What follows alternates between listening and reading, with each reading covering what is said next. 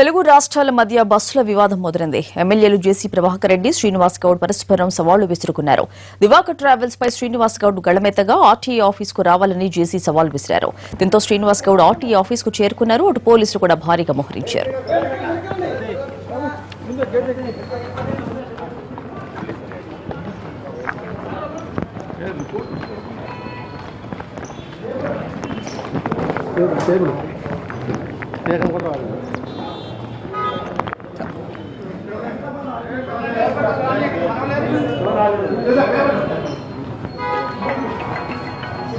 Hello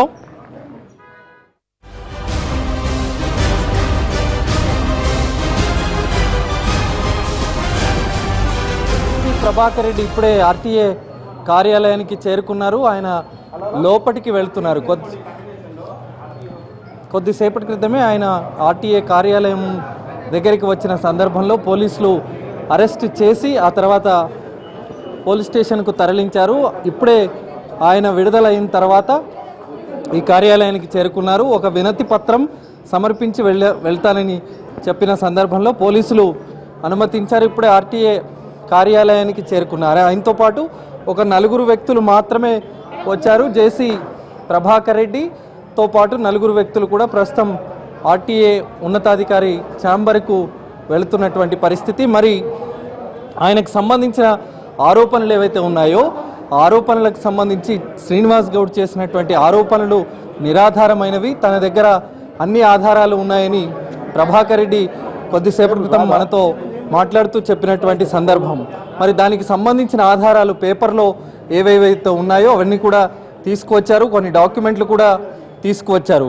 Palem bus ఘటనకు సంబంధించి పాలెం ఘటనలో తాను ఆ వాహనాన్ని అమ్మివేశాను, దానికి సంబంధించిన పరిహారం అంతా కూడా వాళ్ళు చెల్లించారనే దానికి సంబంధించినటువంటి డాక్యుమెంటు, అలాగే ఒక నెంబరు పైన 2 వాహనాలు నడుస్తున్నాయన్నది నిరాధారమైనటువంటి ఆరోపణ అనేటువంటి విషయానికి సంబంధించి ఆయన చెప్పే ప్రయత్నం చేసే అవకాశం ఉంది.